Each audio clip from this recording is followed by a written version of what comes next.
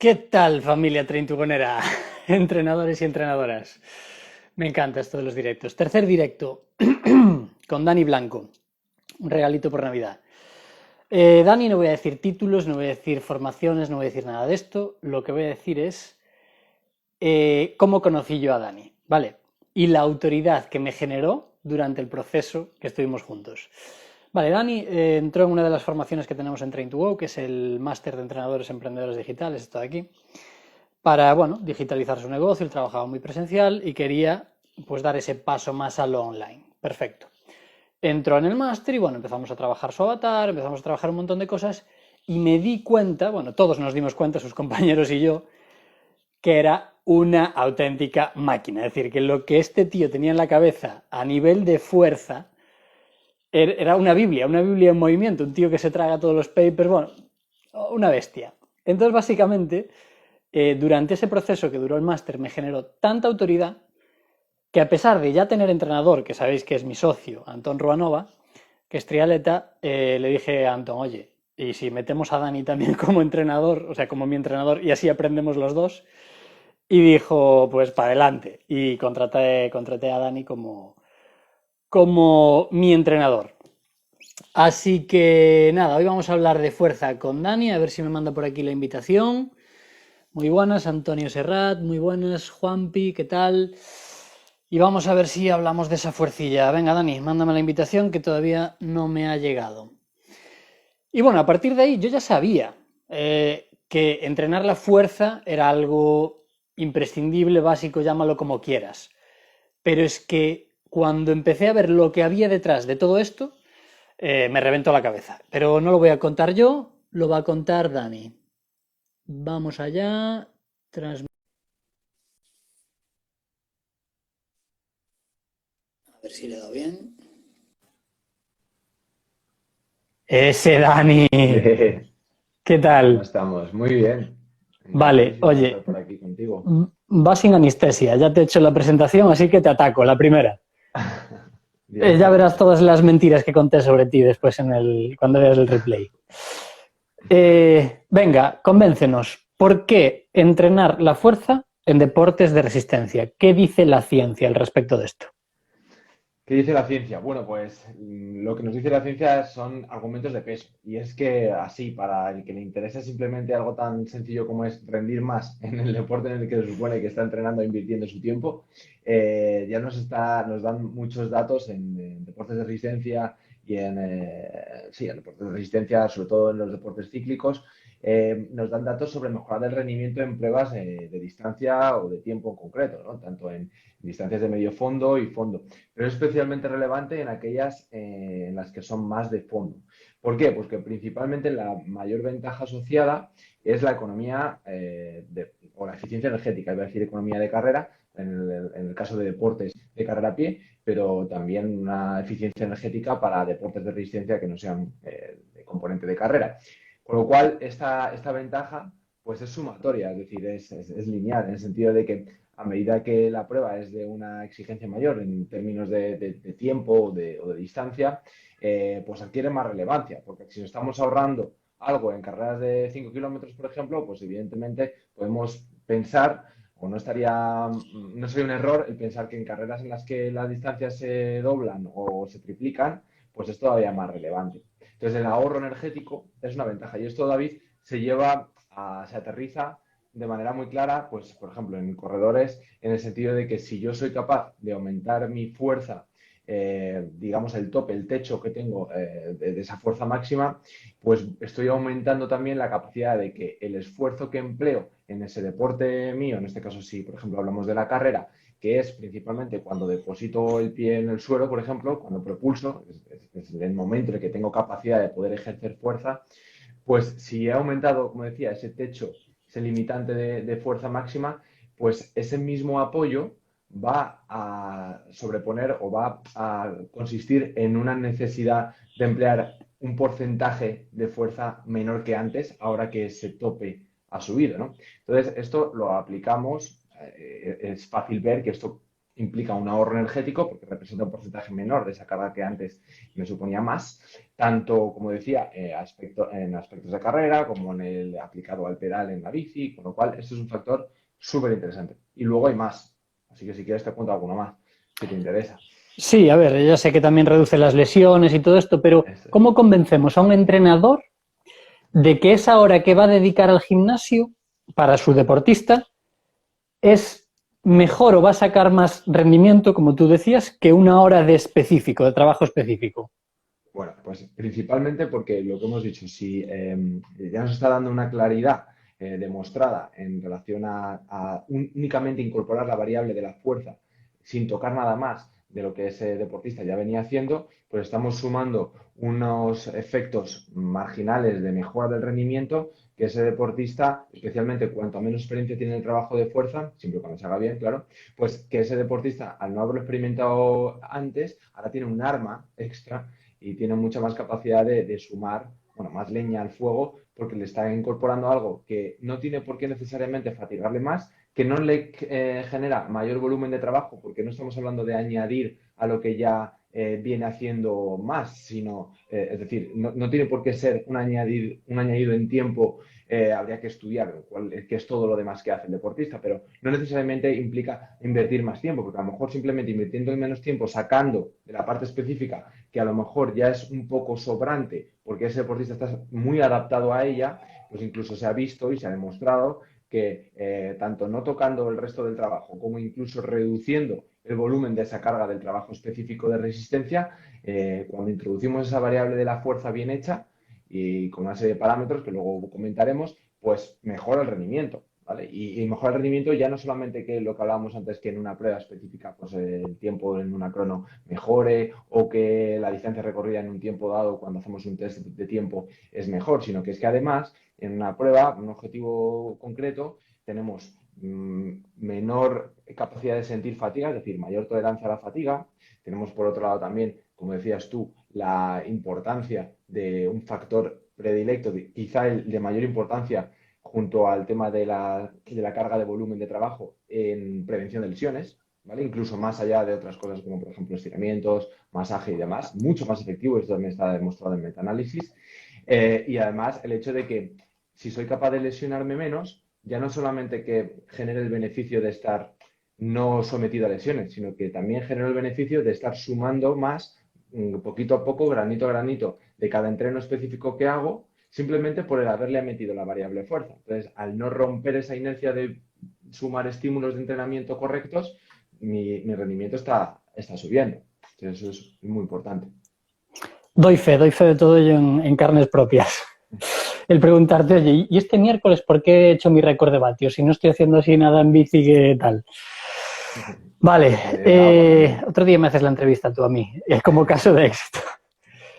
Más cosillas que tengo por aquí, si no se me va la olla. Vale, bueno, hablábamos, yo David, lo que... de beneficios y he dicho quizás los más relevantes, pero es que incluso hay más. Cuando hablábamos del tema de prevención de lesiones, también podríamos meter ahí un apéndice que es algo también muy importante en pruebas de resistencia y es el retraso o la no aparición de calambres cuando hablamos de comparativas entre deportistas que realmente esta parte del trabajo de fuerza la hacen bien y gente que no la trabaja. Por lo tanto, estamos aportando también un beneficio extra cuando es algo tan clave como que directamente te quedes hundido en una carrera en su última fase y de al traste todo lo que has hecho, ¿no? El no poder estar preparado para afrontar con calidad una carrera debido a estos calambres. Y luego la mejora también únicamente por el tema de generar más potencia, el ser capaz de, a nivel muscular, soy más fuerte, pues no solamente ahorro más, sino que soy capaz de aplicar esa fuerza, si se hace bien, a mi rendimiento deportivo siendo más potente y mejorando parámetros que estén relacionados con la potencia también. Y porque no nos estamos metiendo y no vamos a abrir ese melón, Dani, de la fuerza para la salud en general, o sea, a Bueno, nivel claro, ya sí. solo salud, como está ahí nuestro querido colega Álvaro de Deporte y Salud, que también lo sabrá perfectamente. Un saludo desde aquí para Desde él. luego, es otro aspecto clave en temas de anti-aging, por ejemplo, y de salud cardiovascular incluso. Perfecto, lo dejamos ahí. Yo hasta que empecé a estar contigo y ver todo esto que tiene la fuerza detrás, siempre en los clubes en los que estuve de atletismo o de ciclismo, tal, la fuerza era algo que se hacía en pretemporada, que ahí todo el mundo lo tiene claro, no, pues aquí en la pretemporada hay que hacerlo. Pero entiendo que esto ya no es así, que este mito ya está tirado por tierra o algo así, que la fuerza es todo el año. Habrá que trabajar de diferentes formas, pero entiendo que es todo el año. Ojalá esté desterrado del todo este mito, pero por desgracia no lo está. Todavía sí que se han podido encontrar estas afirmaciones en en algunos entornos de entrenamiento más tradicionales, pero desde luego que dista mucho de lo que realmente la ciencia, cuando se va actualizando, nos va diciendo. Y es que efectivamente, si estamos hablando de que es un factor que nos da pie a que, sumado más veces a lo largo de un tiempo, seamos capaces de sacarle más rendimiento, no tendría mucho sentido el utilizar únicamente un recurso temporal usándolo unas pocas sesiones o en un tiempo restringido del tiempo de un periodo de entrenamiento, con lo cual pues esto ya se sostiene difícilmente, ¿no? El hecho de que sea solamente en un momento concreto. Primero porque nos da menos capacidad de trabajo a lo largo de un tiempo el restringirlo, con lo cual no podemos sacarle provecho de lo que la planificación de la fuerza a lo largo de una temporada nos ofrece, que es principalmente ser capaz de beneficiarnos de lo que hemos hecho antes para poder aplicarlo en los periodos subsiguientes.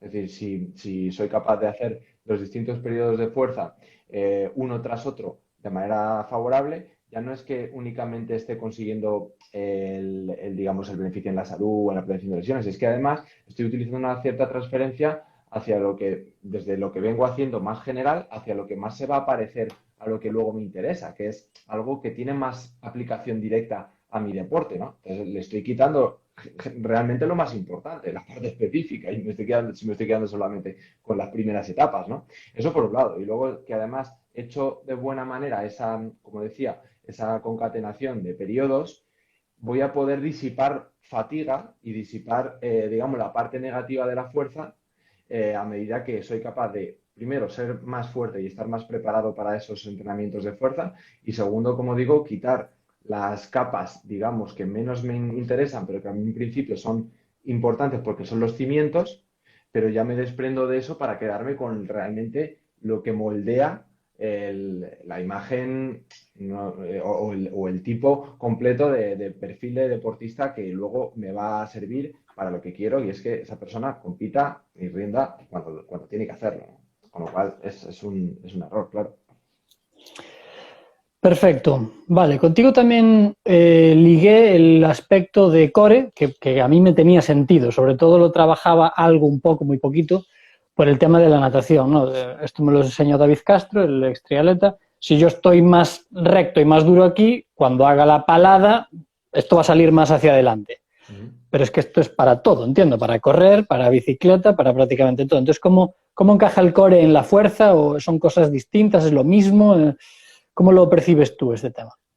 Bueno, difícilmente son separables, ¿no? Podríamos decir que una cosa engloba a la otra, quizá. Es decir, el core estaría incluido en todo ese trabajo de fuerza que hablamos, pero es verdad que ha ganado un protagonismo por cosas que vamos a comentar ahora, que quizás seamos capaces de poder hablar de ello con cierta independencia de la fuerza, ¿no? Evidentemente, cualquiera lo puede imaginar que está englobado ese trabajo de core a un trabajo de fuerza porque sigue siendo relativo a esa capacidad, no estamos hablando de otra capacidad diferente de resistencia o de otra capacidad que no sea la fuerza, pero es verdad que supone una manera de poder hablar o tratar sobre ello de manera diferente, principalmente porque lo voy a poder usar, bueno, principalmente por sus objetivos, ¿vale? Es decir, por las ventajas que me ofrece, que es, como tú decías, servir de núcleo estable para el cual yo luego me voy a poder beneficiar para transmitir una fuerza determinada, sabiendo que ese núcleo me va a poder servir como de punto fijo, por así decirlo.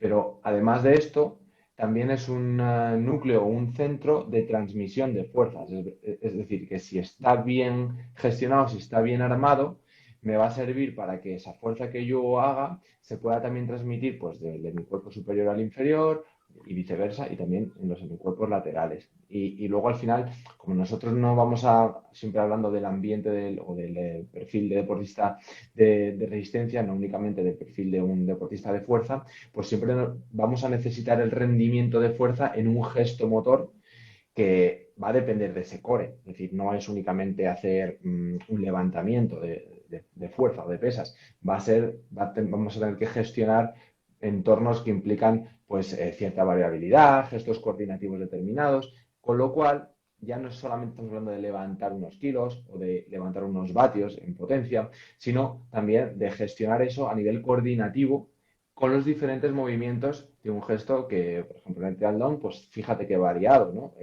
Tanto la dinámica que tienes en el agua, la dinámica que tienes en la bici y la que tienes en la carrera en pie. Entonces, adquiere unas características inherentes que tenemos que saber trabajar de manera complementaria o adicional a la fuerza. Porque además se puede, David, trabajar con más y se debe trabajar con más frecuencia. Es decir, podemos perfectamente tener al deportista de resistencia que se hace sus 2 sesiones de fuerza a la semana y que podría ser suficiente con esto en ciertas etapas para rendir, pero posiblemente el poder incluir algo más de trabajo o alguna sesión más de trabajo de core específico tiene mucho sentido para seguir complementariamente añadiendo beneficios a los que hablábamos antes de la fuerza, ¿vale? Es decir, aquellos, por ejemplo, relacionados con la prevención de lesiones, tienen mucho que ver con que tenga capacidad de poder entrenar bien mi core, sobre todo para estabilidad central y para determinadas lesiones que tienen que ver, bueno, desde los propios dolores de espalda, de columna, hasta simplemente algo tan importante como es los alineamientos de los segmentos corporales cuando hablamos de una técnica determinada de movimiento. O, por ejemplo, en la bici, cuando hablamos de compensar un gesto que estamos manteniendo muchísimo tiempo siempre de la misma manera y que tenemos una serie de problemáticas debido precisamente a eso, a la acumulación de una postura durante mucho tiempo. Entonces, O sea, digamos que es la estructura de la casa que nos va a permitir luego aplicar la otra potencia que tenemos en eso los es. ramales, Podríamos por decir que decirlo son unos cimientos, sí, sí, de alguna correcto. forma. Vale, otro mito, Dani, que a mí me quedó bastante claro. Cuéntale a los entrenadores que puedan pensar a lo mejor que se necesita para su deportista tener un gimnasio en casa o un equipo completo de pesas, porque yo descubrí contigo que se puede sufrir profundamente con tu peso corporal y una silla. ¿Cómo se hace esto? Bueno, más allá del sufrimiento, porque las torturas son muy fácil ejecutarlas y necesitamos realmente poco material para ello, e incluso poca formación y poca disciplina, ¿no? Y poca experiencia para ocasionar un daño y ocasionar un sufrimiento. Con lo cual, lo que tratamos aquí no es tanto de eso, sino es de realmente ser un poco minimalistas en el sentido de saber priorizar aquello que necesitamos para lo que lo necesitamos realmente, para llegar a un objetivo que en este caso no es tanto en sí mismo el pasarlo mal en una sesión, sino el aprovecharnos y sacar el rendimiento de esa propia sesión, ¿no? Con lo cual, aquí, como decía, tenemos que enfocarnos en las necesidades del deportista. Entonces, tenemos que analizar si ese deportista viene de un entorno de resistencia, pues que el trabajo de fuerza que queremos para ese deportista tiene que ser lo específico para él o para ese nicho o para ese tipo de población y que no necesariamente tiene que ser lo mismo que para un levantador de powerlifter o para un halterófilo. Por lo tanto, también el equipamiento, así como la metodología, es diferente. Entonces, también aquí depende mucho de la experiencia de esa persona. Es decir, cuanto más básico o cuanto menos experiencia tenga ese deportista, más fácil va a poder ser sacar rendimientos con menor cosa, ¿no? Es decir, con menos recursos, tanto a nivel de medios como a nivel de tiempo invertido, como a nivel de progresividad en las mejoras, que obviamente vamos a ver que son al principio mucho mayores, siempre y cuando se haga bien, claro. Todo esto suponiendo que ese trabajo inicial se hace bien. Entonces, como te decía, cuando un deportista tiene poca experiencia, es más fácil que acumule ciertos errores que simplemente limados con una buena técnica, con unas buenas correcciones, obtenemos una calidad de movimiento que ya en sí mismo, a poco que eso le pongas una resistencia adicional o le pongas una necesidad de hacerlo más rápido, pues casi ya está desempeñando unas tareas de fuerza que le hacen mejorar. Y simplemente estamos añadiendo, utilizando unos recursos por lo que tú decías, una silla o unos elásticos o poco peso de peso libre. pero también es verdad que a medida que esa experiencia del deportista es mayor, va a necesitar una serie de estímulos un poco más complejos, ya sea a nivel de carga, ya sea a nivel de que va a requerir o se puede hacer movimientos más específicos que por tanto se parezcan más a los gestos que va a utilizar en su deporte, que para ello también necesite pues o bien un entorno de un espacio determinado o bien un material determinado. Pero es verdad que lo que no tiene sentido sería eh, empezar ya queriendo decir o queriendo transmitir al deportista que, oye, tú para empezar aquí ya necesitas tener todo esto. Cuando ya lo tengas, entonces empezamos a hablar y ya empezamos a entrenar. No, no, es al revés. Analizamos de dónde vienes, qué necesidades tienes, cómo te mueves, de qué dispones ya a día de hoy y nos ponemos a funcionar. A medida que vamos progresando, vemos qué más podemos utilizar, porque es muy fácil a partir de lo menor número de recursos posible aumentar esos recursos y comprar hacer una pequeña inversión en equipamiento si es que entrenas en tu casa o si es que entrenas aire libre pero con tu propio equipamiento también. Es decir, Tiene la, sentido. la progresión tiene que ser esa, ¿no? No al revés, no ponerle objeciones al deporte y decirle, no, es que ya para hacer esto necesitas un gimnasio, pues si ya esa persona tiene cierta hostilidad a entrenar en un centro o no quiere, digamos, dedicar más tiempo en el desplazamiento y todo esto, pues ya le estás dando un argumento para que no haga eso directamente. Y Una excusa, le correcto. estás Y la facilitando. excusa no existe, sobre todo al principio, como bien decías. Eso es. Vale.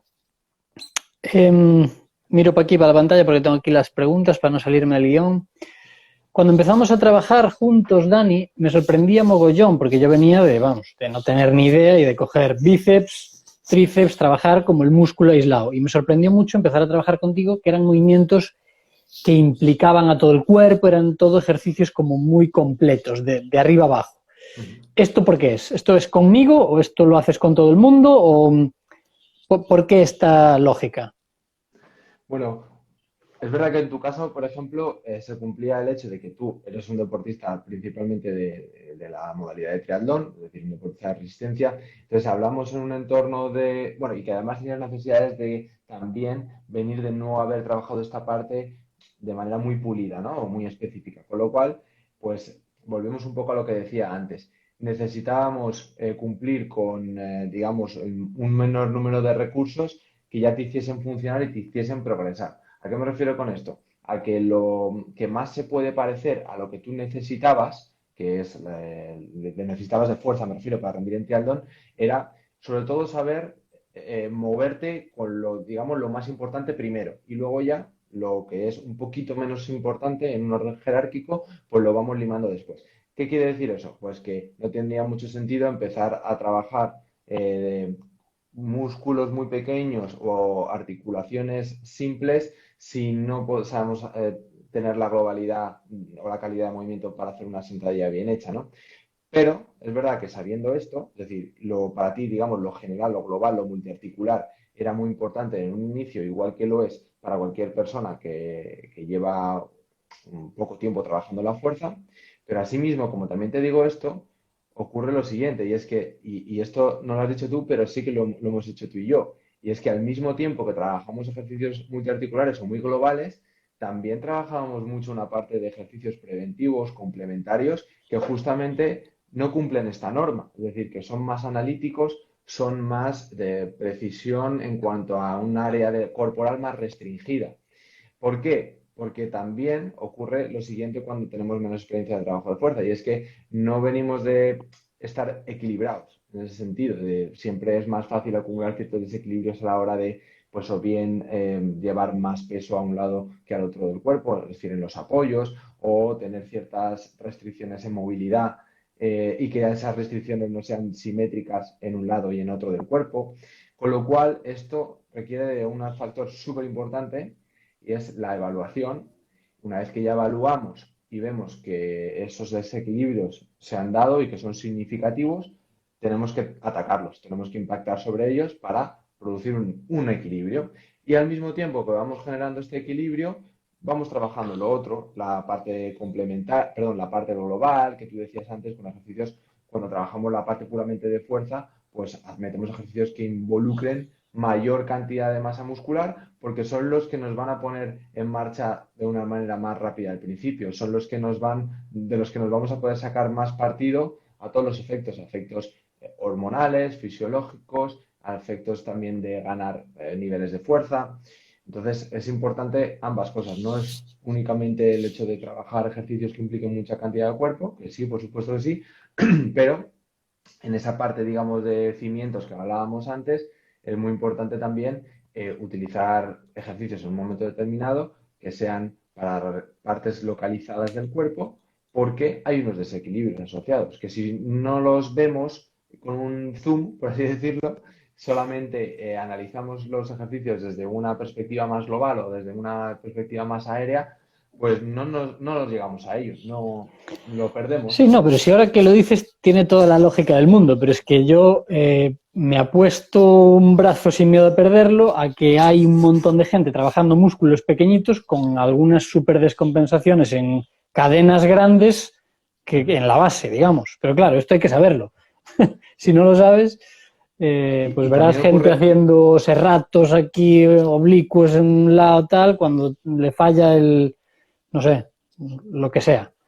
hay que Pero bueno. distinguir mucho la parte de cuando trabajamos fuerza con objetivos puramente estéticos y cuando trabajamos fuerza a nivel de rendimiento. Nos tenemos que centrar en cuando trabajamos fuerza para conseguir un rendimiento que se desencadene, pues por ejemplo, en una producción de potencia o en un desempeño de la fuerza determinado, lo que es más relevante es el gesto, el resultado que ocurre eso en un gesto, no tanto en el análisis de un músculo, de cómo ese músculo se contrae en una situación que no tiene nada que ver con la de ese gesto. Por tanto, es más fácil ver esto desde el punto de vista de patrones de movimiento. Es decir, no hablamos tanto de vamos a entrenar el pectoral o vamos a entrenar el cuádriceps, sino vamos a entrenar, por ejemplo, empujes horizontales o vamos a entrenar ejercicios de desaceleración en zancadas o vamos a trabajar dominancia de rodilla o dominancia de cadera. No el análisis del grupo muscular, sino de la acción, de la función, porque al final es lo que va a darnos pistas sobre cómo te mueves en base a una dirección y en base a la potencia que ejecutas en ese movimiento, que es lo que te va a interesar, ¿no? Sí, lo que vas a aplicar el día D a la hora H en la carrera o en donde sea. Porque otro factor muy importante, además de la dirección y de la calidad con la que te muevas, es el tiempo del que dispones para aplicar esa fuerza. Y por eso es tan importante, algo que hablábamos antes, sobre cómo planificar el trabajo en la temporada y por qué es importante que esté presente durante toda la temporada. Porque lo que hago al final bueno, en el periodo más específico, por ejemplo, tiene mucha relevancia y se une mucho, va muy relacionado con el poder, esa potencia, perdón, esa fuerza que he ido utilizando y acumulando en periodos anteriores, ahora voy a centrarme en solamente aplicarla cuando tengo tiempo para aplicarla, que es, por ejemplo, cuando el deportista está tocando con el pie en el suelo y si no soy capaz, no soy hábil para esa fuerza que he ganado, aplicarla en el tiempo del que dispongo, no ha servido de nada. Bueno, de nada no, sí que ha servido, pues, para lo que hablábamos antes, Sí, para para no lesiones, lesionarte, para para lo que salud, sea. Pero exacto. Pero no le estás sacando todo el partido, porque es que al final tú, si vas corriendo a un ritmo de 4:00, tienes tantos milisegundos para aplicar esa fuerza. Y lo que no puedes hacer es correr a 4:30, porque entonces tienes un poco más de tiempo y entonces sí puedes aplicar la fuerza, ¿vale? Pero estás corriendo menos. ¿De qué coño te sirve? No sirve de nada. correcto, Entonces, vale. Entonces has tocado dos cosas que ya podemos enlazar directamente ahora. Eh, ¿Cómo evaluar la fuerza, el proceso inicial para un deportista?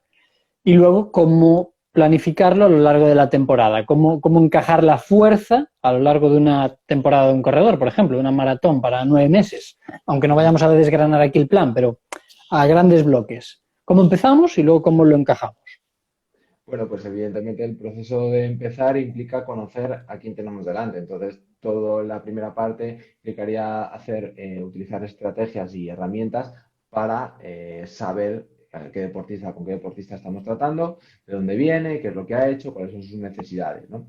Entonces, para esto, pues se utilizan repertorios de test y protocolos de test para analizar tanto la calidad de movimiento, los desequilibrios musculares y articulares que pueda tener esa persona, valores de movilidad, valores de fuerza, por supuesto. Sí podemos analizar también qué, planes de fuerza has venido haciendo hasta el momento en el que empieza a trabajar contigo, pues es también muy fundamental, porque de ese análisis puedes extraer dónde ha podido acumular más errores o dónde puede haber más desequilibrios, ¿no? Entonces, una vez que esta parte ya la tenemos, ya podemos saber qué etapas damos por cumplidas con esa persona, porque ya lo ha venido trabajando, o por el contrario, no, si no, realmente no vemos que no ha cumplido ninguna, pues oye, empezamos desde la inicial, ¿no? Que sería un trabajo, un periodo más general, un periodo quizá de adaptación anatómica, de preparar al cuerpo y sus tejidos para poder soportar una tensión, en este caso producida por unas cargas o por unos impactos, y a partir de ahí vamos eligiendo contenidos o vamos cumpliendo fases en las que a su vez cada una de esas fases viene trabajando por periodos. Digamos que una fase, por ejemplo, podríamos consolidarla a una fase, pues 3 meses, ¿no? Un macrociclo reducido de 3 meses y cada uno de esos meses, pues son 3 periodos, por ejemplo, y cada periodo, pues un mes. Entonces, ese mes tenemos 4 semanas de trabajo donde vamos a ir trabajando sobre el mismo objetivo, porque estamos en esa fase y cumplen un objetivo que puede ser pues la activación muscular, que sería las primeras fases van relacionadas a mejorar esa capacidad que tiene la persona de conseguir mayor activación de esa musculatura que quiere activar. Simplemente eso. Y también, por otro lado, de poder ser capaz de coordinar los músculos para que se activen los que se tienen que activar y no activar aquellos que no necesitamos para ese gesto. Porque tú sabes, David, que en muchos momentos problemas de técnica vienen por esto, ¿no? Por descoordinaciones que no son únicamente porque no tengas la capacidad de activar unos músculos, sino que no tienes la capacidad de desactivar otros que están entorpeciendo el asunto, ¿no? Entonces, esa es una de las principales ventajas del principio o objetivos del principio.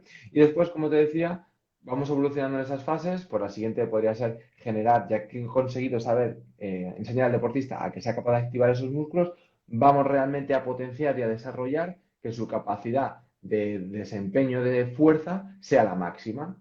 Esa sería otra fase. Siguiente fase, entraríamos ya en una fase en la que buscamos que, sabiendo que ese deportista ya es capaz de desarrollar mucha fuerza, pues analizamos si esa fuerza que está usando, como te decía, la está usando cuando debe usarla, es decir, en el tiempo que dispone para usarla, y ahí entraríamos en objetivos más relacionados con otras manifestaciones de la fuerza, que no son la fuerza máxima, como serían la fuerza explosiva o la capacidad de hacer fuerza cuando tenemos muy poquito tiempo de apoyo, por ejemplo, como es la pliometría, ¿no? Esa capacidad que tenemos de utilizar también los rebotes o esos reflejos de estiramiento-acortamiento, donde sacamos también mucho recurso de ello. Pero obviamente depende ahí, a partir de estas etapas, ya depende de qué deporte estamos hablando. No es lo mismo un deporte de carrera que de ciclismo, donde las necesidades musculares a nivel de tipos de contracción, a nivel de zonas corporales, a nivel de tiempos de contracción o duración de la contracción, difieren mucho entre sí. Por lo tanto, ya entraríamos en matices más específicos en esas últimas etapas de ese trabajo de fuerza. Así que Vale, me había mutado. de esa manera vemos que, digamos, por resumir el cierre de esto, las conclusiones sería ir de lo general a lo específico. A medida que voy utilizando lo que voy haciendo en las fases previas, lo voy reutilizando y reciclando para sacarle beneficio en las fases siguientes. Vale, se me ocurre otra pregunta a raíz de esto. Por ejemplo, en mi caso, yo ya tenía como entrenador principal a Antón y tú te uniste a nuestro equipo. ¿Cómo se encajan dos entrenadores que van a entrenar a la misma persona con el mismo objetivo? ¿Cómo hacemos esas sesiones? ¿Cómo hacemos encajar ese puzzle? Bueno, ahí realmente entramos dentro de un tema que es súper complejo, que es el entrenamiento concurrente, y es cuando tratamos de sacar el mayor partido posible a dos capacidades que previsiblemente son diferentes entre sí, que implican adaptaciones fisiológicas diferentes, que implican metodologías de entrenamiento diferentes y modalidades diferentes. Entonces tenemos que sacar lo mejor de ambos mundos, ¿no? No me vale únicamente con ser capaz de ser el mejor sabiendo entrenar ambas por separado, sino que tengo además que como entrenador formarme para saber cómo conjugarlas entre sí Ahí está la y que chicha. una no entorpezca a la otra. ¿Y cómo se hace Eh, eso? cuando son dos entrenadores diferentes, que por ejemplo en mi caso yo también como entrenador trabajo para deportistas donde esto lo llevo yo todo, a servicio integral en el que soy el responsable de todo lo que tiene que ver con el entrenamiento de esa persona, pero también trabajo con deportistas donde ellos o ya son entrenadores o deportistas que entrenan por sí mismos esa parte específica y yo me encargo de la parte de fuerza o como en tu caso, la parte específica la lleva un entrenador de triatlón, Anton Ruanova, y la parte de fuerza pues la llevo yo. Entonces, lo principal ahí es la comunicación entre ambos entrenadores y el ser capaz de disponer ordenadamente a lo largo de una semana y inteligentemente también esas sesiones en su momento adecuado. Pero hay mucho más, David. O sea, no solamente, vale, pues si el día que no metes trabajo físico de resistencia es el sábado, pues el sábado metes fuerza. Y si otro día que no doblas, que aunque no descanses del todo, este día solemos hacer un trabajo de recuperación activa, pues es el otro día para la fuerza. Venga, ya está, fácil. No, no es solo eso. Es que el entrenamiento concurrente intervienen muchísimas más variables. Por no extenderme mucho en esto, lo más importante es saber tener varias cosas en cuenta. Una es la carga de trabajo total. Es decir, cuánto hago de trabajo, de volumen, me refiero, del trabajo específico de resistencia y cuánto hago de la parte de fuerza. Si metiese mucho de las dos cosas, ya me iría mal. Como hemos dicho antes, la parte de resistencia tiene que llevar lo suyo. No necesariamente tengo que meterle más para que metiendo la fuerza rinda más, pero con la parte de fuerza sí que también tenemos un límite. Es decir, tampoco podemos pasarnos, por eso las orientaciones de 2, 3 sesiones a la semana son suficientes para esto. Y sí que a partir de cierto punto de pasar esta tercera sesión, podría ser incluso en cierto momento contraproducente. No si se hace no si estamos hablando únicamente de pequeñas cuñas de fuerza, de trabajar los eslabones débiles o las partes débiles de un deportista, que incluso le pueda venir bien el trabajar con mucha frecuencia a la semana, porque estamos hablando de sesiones concretas que no le fatigan, que van en función de mejorar una corrección o un desequilibrio que tiene que hacer y que le doy un refuerzo que con 15 minutos te saca una sesión extra y esa la puede llevar a muchos días a la semana. No, yo me refiero a las sesiones principales de fuerza. Esas sí que tenemos que estar moviéndonos entre las 2, 3 sesiones, incluso en algunos momentos con una sesión nos valdría, ¿vale? Si nos vamos a multiplicar eso por 2, no es mejor, ¿vale? Luego, otro factor muy importante, intensidad. ¿Cómo conjugo la intensidad de ambas cosas para que no se interfieran entre sí? Bueno, aquí hay modelos que están estudiados y validados científicamente, donde nos vienen a decir, un poco en resumen, que lo ideal para conjugar ambas, bueno, para empezar lo ideal sería separarlas, ¿vale? En que no me toquen el mismo día. Una vez que esto lo tengo que meter en un mismo día por cuestiones de cuando ya tengo que acumular mucho volumen de trabajo semanal o mucha dosis, mucha densidad, lo tengo que meter en la misma sesión, el siguiente criterio sería sepáralas, ¿vale? Si es más de 6 horas, mejor. En cuanto a la intensidad, también, si tienen que confluir ambas en el mismo día, por ejemplo, ojo a lo que hacemos de cada cosa. Sesiones de resistencia. Si entrenamos en un día en el que voy a meter fuerza, olvídate de que esas sesiones de resistencia sean días principales de desarrollo. Días donde realmente tenga el trabajo de BAM o de VO2 max, máximo consumo de oxígeno.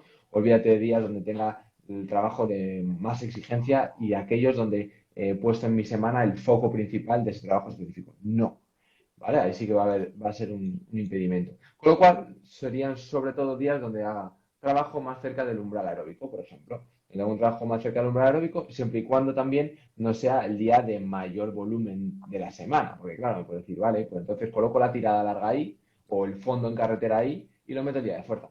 Bueno, vamos a intentar que tampoco sea la sesión más extensiva de la semana, ¿vale? La que me implica más desarrollo. Pero en cuanto a intensidad, nos iríamos a un día que utilice intensidades cercanas al umbral aeróbico. Y en cambio en la fuerza, lo que voy a tratar es de buscar en esas sesiones, que al final es algo también que ya de por sí se va a dar en las sesiones de fuerza cuando entrenamos para deporte de resistencia, y es que sean días también de cargas pesadas o de cargas altas. Es decir, más que el hecho de buscar cargas bajas donde pueda llevar el trabajo a altos volúmenes, es preferible incluso jugar con unos volúmenes más moderados, trabajar con cargas altas, pero aquí está la clave, bien atentos aquí, El RIR. exacto, el saber el saber cuánto me dejo en reserva en esa intensidad. O sea, ya de que ya está claro que tengo que meterle intensidad y tengo que meterle carga a ese trabajo, pero esto no tiene por qué ser necesariamente malo, siempre y cuando sepa cuánto tiempo voy a tener que estar trabajando en esas cargas altas. Es decir, cuánto del fallo muscular o del fallo técnico me voy a quedar. ¿Por qué? Porque si trabajo con suficiente margen y aunque esté con cargas pesadas, no tiene por qué ser esto un impedimento o especialmente malo, todo lo contrario. Y si además le añado la parte de velocidad de ejecución, es decir, si soy capaz, por tanto, de estar trabajando con una carga que aunque sea alta, me deja margen porque todavía me quedo con unas cuantas repeticiones que no hago, soy capaz de ir con mucha velocidad o con cierta velocidad porque no me estoy cansando, es decir, porque me estoy quedando todavía con margen de reserva que no hago. Con lo cual, esto es otro factor muy, muy importante en el tema del cuidado. Factores también que ya en un orden de importancia menor tienen mucho que decir en entrenamiento concurrente, recuperaciones. Obviamente, cuanto más se puede utilizar el recurso de la recuperación, tanto intrasesión, es decir, entre cada una de esas series, entre cada uno de esos ejercicios, como intersesión entre la sesión de fuerza y la de resistencia, como también en intersesiones de las propias sesiones de fuerza, es decir, de cuánto tardo de hacer desde que hago la sesión 1 a la que hago la sesión 2, cuánto tardo o cuánto recupero desde que hago la sesión de fuerza hasta que hago el siguiente entrenamiento de resistencia más importante, todo esto, lógicamente, también tiene mucho que ver. Y el último factor, digamos, por decir otro más, por citar otro que tiene mucho que ver en entrenamiento ocurrente, también es que tiene que ver con la recuperación, es el hecho de cómo suplanto esos recursos energéticos, es decir, cómo me alimento, cómo me nutro, cómo recupero a nivel energético de esas sesiones, porque también tiene mucho que ver en esa recuperación, ¿vale? Gracias a esto tenéis trabajo, a conjugar Exacto. todas esas teclas, que es lo verdaderamente Y complicado. gracias a esto se ve que el tema es un poco más complejo de lo que puede parecer. Es decir, que cuanto más nos molestemos en asegurarnos con quién trabajamos, me refiero desde el punto de vista de un deportista, con a qué entrenador contrata o dónde busca esa información ese entrenador, pues, o qué fiabilidad tiene, pues más garantizado tiene el éxito de que esto pueda salir medianamente bien. Vale, a ver, Dani, yo sé que esto va contra tu religión, pero quiero que me des o que le des al entrenador una cifra más o menos de qué porcentaje del volumen, aunque ya sé que nos acabas de decir que puede variar a lo largo de la temporada, si quieres te dejo hasta que lo dividas en bloques. ¿Qué porcentaje de tiempo del volumen global hay que dedicarle a la fuerza? Por imagínate, en pretemporada, en precompetición, en competición. Bueno, pues a ver, Vamos a poner unas cuentas fáciles. Un tío que entrene 10 horas, que ya un es tío que tiene 10 un... horas. Bueno, un tío que tiene 10 horas a la semana, probablemente con estar trabajando en un margen de... También deberíamos saber de dónde viene, pero entre un 15 y un 20 o un 15 y un 25% de ese volumen total destinado a la fuerza podría ser suficiente. Insisto, depende de cuál es su experiencia previa, depende también de cuánto de esa parte de reequilibrar de la que hablábamos antes es necesario meter, porque como te decía, una persona que se mueva bien, que no tenga mucha restricción en por ejemplo, en su movilidad articular, no tenga unas banderitas rojas que llamamos cuando esos test nos dan unos resultados muy llamativos de decir, aquí hay que intervenir, pues, y solamente hay que trabajar la parte principal o la parte de fuerza propiamente dicha, pues podríamos estar moviéndonos en eso, ¿no? En un 10, bueno, en pretemporada, en una fase inicial, quizá más de un 10, un 15, un 20%. Sobre todo también cuando le metemos esa parte de core, que también hemos dicho que es parte de fuerza, que aunque no se haga en la sesión del gimnasio y se haga a lo mejor como calentamiento de una sesión principal de resistencia, pero entiendo que tú ahí te refieres a cuantificar esa parte también como fuerza, ¿no? Entonces, en un periodo inicial, incluso podríamos irnos de eso, desde un 20 o un 30% en un caso que tuviéramos que dedicarle más tiempo, pero como hemos dicho, o como tú bien planteabas, probablemente a medida que vamos cumpliendo etapas favorables y a medida que entramos más en un periodo más específico o precompetitivo o incluso competitivo, ese tiempo, ese volumen va reduciéndose. Ojo con esto también. Así como cuando hacemos una puesta a punto para la parte específica de resistencia reducimos el volumen, se tiende mucho a cometer el error y va asociado a lo que decías tú antes, donde al deportista quizá por miedo se le dice que el trabajo de fuerza solo se hace en pretemporada, porque realmente el problema no es que la fuerza obligue a pensar que te está generando un daño, que te está generando, entorpeciendo el beneficiarte de lo que estás entrenando de la parte de resistencia. El problema es que no se dispone del conocimiento sobre cómo ajustarte hacia esas etapas donde necesitas no dañar al deportista y activarlo o generar una mejora del rendimiento porque lo estás activando adicionalmente, ¿no? O generando capacidad de lo que se conoce como darle más chispa, ¿no? Tener más chispa. Entonces el problema es la falta de conocimiento sobre cómo hay que hacer eso y la propia metodología para usar esa fuerza. Entonces, como te decía, se comete el error muchas veces de decir, no, pues 2 o 3 semanas antes de esa competición principal quitamos fuerza, todo fuera. Y el volumen que veníamos haciendo ha pasado de que a lo mejor en la etapa previa era un 20 o un 15%, ya es un cero. No, esto no es efectivo. Vale, pero entonces enlazo con otra pregunta que me acabo de inventar. ¿Cómo se hace un tapering de fuerza? Bien, buena pregunta esa. Ahí es donde íbamos. Es verdad que en cierta manera puede haber una reducción en cuanto al volumen de fuerza, pero esa reducción no significa que sea, por ejemplo, necesariamente en cuanto al número de sesiones, ni a desde cuándo hago la última sesión de fuerza hasta el día que compito. ¿Por qué? Porque no es tanto la necesidad de tener que recuperarme de ese último entrenamiento de fuerza, por tanto, dejo muchos días hasta el día que compito, sino qué hago en esa última sesión o en las últimas sesiones. ¿Qué es importante para esas sesiones? Como decíamos antes, hay que bajar el volumen, que veníamos haciendo porcentualmente también en cuanto a la parte de fuerza, así como pasa en la resistencia, pero no tanto a quitar sesiones de la semana, sino más bien, hombre, si está entrenando 3 o 4 días, pues sí, a lo mejor bajamos una, ¿no? Y lo dejamos en dos. Incluso en algún momento dado se puede tocar una única sesión. Pero insisto, no es este el principal problema. El principal problema es qué hago en esa sesión. En esa sesión tengo que bajar el volumen también en cuanto a número de repeticiones totales, número de series totales, porque ya me va a valer con unas series de mantenimiento de esos niveles de fuerza y lo que busco es frescura a la hora de no fatigar nada, de darle el estímulo adecuado a esos puntos, esas zonas que necesito tener siempre un poquito activas para generar potencia y eso lo consigo utilizando los ejercicios adecuados, que esto nos daría para otra charla, es decir, ¿por qué unos ejercicios se utilizan en la parte específica y otros no? Pues hay muchos factores. La cantidad de daño muscular que generan es uno de los principales. Es decir, voy a utilizar ejercicios que ese ratio de cuánto me dañan y cuánto me mejoran sea muy beneficioso para la parte de que obtengo menos daño y mayor rendimiento. Utilizo también no solamente ejercicios adecuados, sino la intensidad adecuada, lo que hablábamos antes. Aquí también es posible que las cargas bajen un poquito, así como antes decíamos que en determinados periodos siempre vamos a usar cargas altas, que tiene su sentido eso.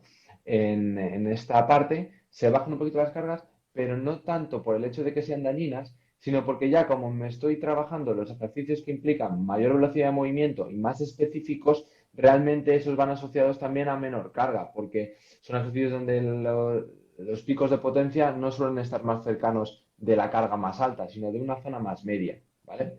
Y por otro lado, las reservas de esas repeticiones que hablábamos antes, que antes me estaba dejando de margen, todavía son más aquí. Si en un momento dado de la temporada por, digamos, regla más o menos general, puedo orientarme alrededor de la mitad de las repeticiones alcanzables, cuando estoy en una parte más competitiva, me puedo ir al tercio o incluso a la cuarta parte de las repeticiones máximas que pudiese alcanzar. Vale, o sea, yo me iba a tirar a la piscina y iba a decir, así a modo de resumen, menos repeticiones, mismo peso, más RIR.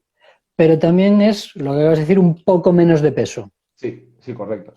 Es Vale, verdad que en una sesión de esas características, de una fase competitiva, no todos los ejercicios son siempre del mismo matiz. A lo mejor en esas sesiones, esto es hilar un poco más fino, el primer ejercicio va hacia una zona de resistencia más alta y por tanto utiliza unas cargas más altas y el último ejercicio generalmente es un ejercicio que por sus implicaciones dinámicas voy con una carga más baja porque justo a lo mejor es un ejercicio donde el gesto es más específico, implica menor carga y mayor velocidad. Entonces no es todos igual y todos cumplen esta norma, pero si hago un balance general de la sesión, esa sesión, comparándola con un periodo off-season o con un periodo del trabajo preparatorio, sí que cumple esa norma general que hemos hablado, esas características. Perfecto.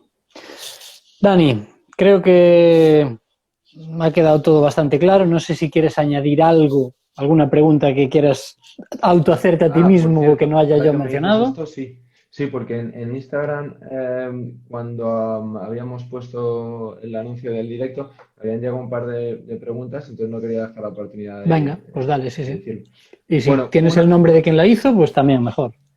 no me he quedado con él, pero Vale, una ya prácticamente la hemos respondido. Lo que pasa es que yo creo que hablaba más de un matiz de un deportista que no necesariamente es de rendimiento en resistencia. Me hablaba de cómo combinar esa parte de fuerza más cardio. Entonces, como es una pregunta muy general, podríamos poner el contexto de cuando no hablamos únicamente de un deportista de rendimiento en resistencia y quizás nos vamos a un deportista a lo mejor que sea más de un perfil de acondicionamiento físico general o de deporte salud o incluso hablando a nivel estético. Bueno, pues en ese sentido, en ese perfil, todo lo que hemos dicho antes del entrenamiento concurrente no vale. No, no es verdad. No es que no valga.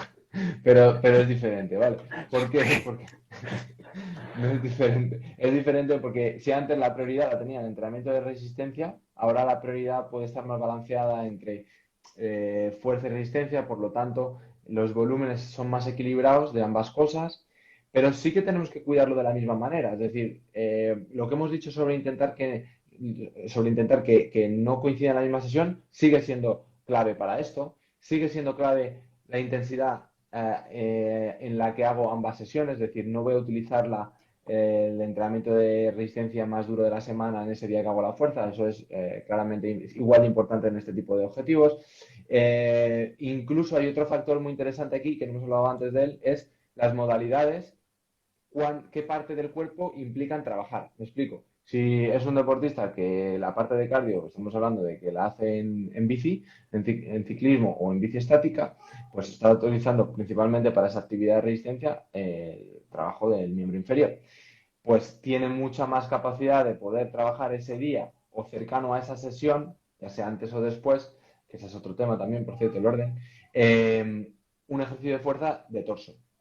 ¿Vale? O un ejercicio o una sesión de fuerza con objetivos en la región superior. Entonces, eso sí que es importante, jugar con eso es también muy interesante, porque así como, por ejemplo, en triatlón o en carrera, es complicado que te saques una sesión de fuerza donde solo involucres el hemicuerpo superior del cuerpo, no tendría mucho sentido en un trabajo específico, en un objetivo más estético o un objetivo de un deporte salud, es perfectamente viable, porque la parte de cardio te la puedes sacar con eso, hablamos, con la bici, con la elíptica y la parte de fuerza, pues esa sesión, si tengo que doblar, me dejo los días para los press o para los empujes de miembro superior. Entonces uh ahí -huh. sí que es viable. Entonces ahí es un contexto, digamos, que tiene diferencias, pero efectivamente muchas otras cosas serían válidas. Y luego otra pregunta que está bien porque es algo de lo que no hemos hablado, es de si se puede o si se debe ejercitar una zona con agujetas. Entonces, Hostia, esa me mola, sí. sí. Entonces, creo que quizá la pregunta va porque a lo mejor se ha comentado que en muchos momentos para suprimir el dolor muscular de unas agujetas, pues lo mejor era seguir usando esa zona, aunque sea con menor intensidad. Y entonces, pues como se creía que las agujetas o en ciertos entornos fuera del ámbito más formativo, se puede tener un concepto erróneo sobre dónde o cuál es el origen de esas agujetas, pues esto da lugar a pensar que las soluciones pueden ser otras que no son la realidad. Me explico. Realmente las agujetas es una consecuencia básicamente del daño muscular, es decir, de que he sometido al tejido muscular, a esas fibras musculares, a un daño que le han generado cierta rotura. Y esto es así. O sea, imagínate el propio músculo, no con una raja en medio del músculo, pero como un tejido que está lleno de fibras, que esas fibras tienen a su vez filamentos, miofilamentos y células. Bueno, pues en tanto a cuánto de profundo, de esa parte profunda esté roto, es decir, cuanto más de esa parte tenga tejido roto o dañado, pues más importante es ese daño muscular, desde las capas más profundas hasta que si realmente esa rotura se viese visible con el propio vientre muscular, pues estaríamos hablando de una rotura muscular y esto es realmente grave.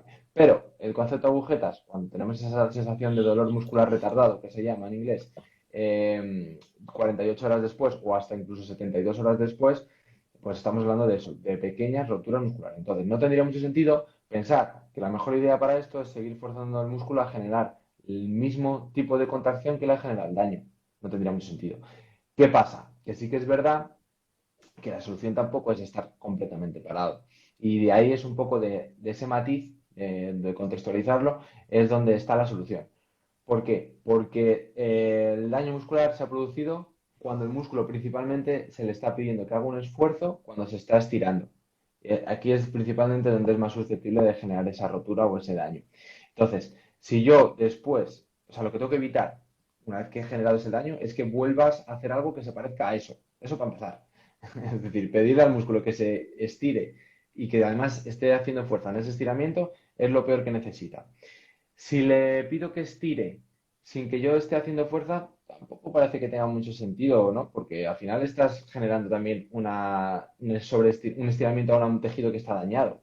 Es por eso que el tema de los estiramientos para evitar las agujetas también pierde solidez, incluso a nivel científico.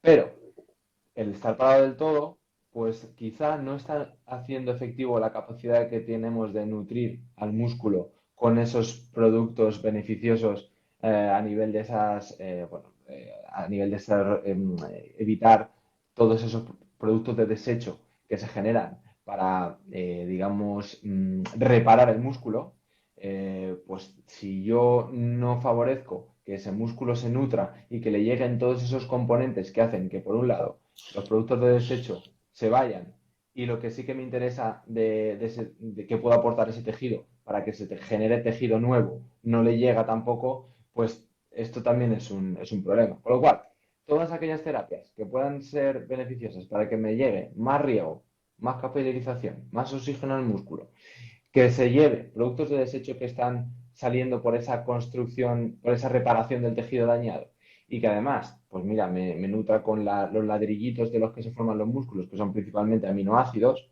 además de, oye, de otras cosas que vienen bien a nivel nutricional, como determinado tipo de recursos que favorecen que se vasodilaten los vasos sanguíneos o que le llegue una cantidad de hidratos de carbono también para esa reparación, no solamente sean los aminoácidos de las proteínas. Esto sí, y el moverme también, porque al final me hace que ese flujo de sangre pues llegue a la zona. Pero ojo cómo nos movemos, que no implique O sea, necesariamente que el un músculo ejercicio se... aeróbico suave, Eso es. que el Eso típico que... regenerativo R0.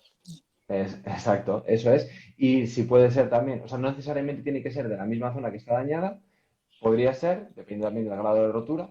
Y luego lo Uh-huh. que hemos dicho, David, cómo me nutro, cómo otras cosas, por ejemplo, como el automasaje, se ha visto que también vienen bien para esto, porque al final si estamos con una malla o con un calcetín que está oprimiendo mucho al músculo, pues es más difícil que le llegue sangre adecuadamente por esa restricción un poco del flujo sanguíneo. Y cuando hablo de calcetín no me refiero a una media de verdad, sino me refiero a las fascias musculares. Se ha visto que si esas fascias musculares restringen mucho al vientre muscular, pues tengo menos capacidad de que le lleguen, de que le lleguen esos nutrientes a la zona. Por lo tanto, ciertas terapias de automasaje con foam roller o con pelota, ojo también a la profundidad de esto, o las pistolas de automasaje, ojo también a la profundidad de esto y a la zona, depende de la rotura y tal, pero si se hace de manera adecuada, incluido también el tema del masaje, pues le pueden ir bien. O baños de contraste, frío-calor, que también favorecen oxigenación y capilarización al tejido. Perfecto. Vale, Dani, pues para acabar, dile a toda esta gente dónde te pueden encontrar en tu proyecto personal. Bueno, mi proyecto personal me pueden encontrar por Lift for Run, Lift de levantar, for 4 y Run de correr. Mi correo electrónico es daniel@liftforrun.com. Bueno, en esa web, en la web de Lift for Run, tienen toda la manera de poder contactar. A través de Instagram soy Dani Blanco Trainer y por ahí me pueden seguir. Y luego, oye, por supuesto que no lo has comentado, pero dentro de Train to Go, pues también Iba a estoy hacerlo ahora, ahí. no te preocupes. No, pero ya no solo por mí, sino porque realmente, joder, tiene mucho beneficio el que la gente pueda conocer cómo algo tan potente y tan válido ha nacido no solamente en España, que muchas veces no menospreciamos y que es tan potente, sino que es que además ahí se hace algo que puede ser que tenga mucho que ver con cosas que le puedan interesar a la gente que nos esté escuchando hoy o que puedan estar investigando o interesados en el ámbito de resistencia. ¿Por qué? Porque tenemos la opción de poder entrar en esta web o en esta plataforma que se llama Train2Go. Aquí el amigo David pues, ha podido crear durante 9 años, ¿no? Han sido de este proyecto, y Antón Ruanova también, una plataforma que sirve a muchísimos entrenadores, como a mí incluido, de herramienta de trabajo para ayudar a su vez a deportistas de los que tenemos nosotros como entrenadores. Entonces ahí pues también formo parte, afortunadamente, y gracias a ti, David, de ese equipo de trabajo en el cual hemos también, bueno, pues intentado aportar a base de una serie de recursos, pues material, herramientas para esos entrenadores en mi campo, a nivel de fuerza, pues donde esos entrenadores pueden beneficiarse de esos recursos de fuerza para ayudar o aportar a sus deportistas. Así que a través de ahí, del propio contacto de Train2Go, David, pues que en este caso creo que es el equipo @train2go.com, también podéis llegar a poder contactar conmigo o con los recursos de Train2Go que tengan que ver con el trabajo de fuerza y de core, que tenemos ahí algo. Efectivamente. Y los voy a Información. enseñar. Fíjate, esto es todo lo que ha hecho Daniel Blanco Galindo dentro de la plataforma Train2Go. Así que el que se registre Sí, va a poder entre tener... core y fuerza hay ahí como pues 150, 160 entrenamientos Una o barbaridad. Aquí tenemos recursos. 175. Mm. No sé si se ve. 175 recursos, fíjate. Pues sí, haya habido un tiempecito. Encantado de haber podido colaborar ahí y que siga creciendo esa parte. Oye, Efectivamente. Y y esto, el formaciones que resumen, vas a meter ahí también. sí, y el Formaciones resumen de es que entrenamiento. para todos los entrenadores, pues que ya hay un trabajo hecho que se ha currado este hombre y está todo metido en la plataforma con todos los vídeos, por cierto, que te has currado también un vídeo explicativo para cada uno, que no hemos hablado de esto, pero de cómo entreno a un deportista online, la parte de fuerza, que no sabe lo que es el pullover, el split jerk, yo qué sé, que yo tampoco lo sabía. Bueno, pues gracias a esos vídeos que están ahí grabados también y que te has currado. Así que nada, Dani, 1.000.000 de gracias, espero que le haya servido Gracias a esto ti. a nuestros entrenadores y seguimos por aquí. Vale, Muy bien, pues oye, encantadísimo, David, de haber estado por aquí. Muchísimas gracias por la oportunidad y que nada, pues para todo aquel que le haya un poquito resonado esto, ya sabes, o bien a través, ya sabéis, o bien a través de David y de Train2Go o a través de Dani Blanco Trainer aquí en Instagram, pues resolvemos dudas o damos continuidad, damos solución a esos que le han podido quedar alguna cosita que por aquí no ha salido en el tintero de ser comentada, dicha. perfecto. 1.000.000 de Muchísimas gracias. gracias. Venga, Chao. un abrazo. Chao.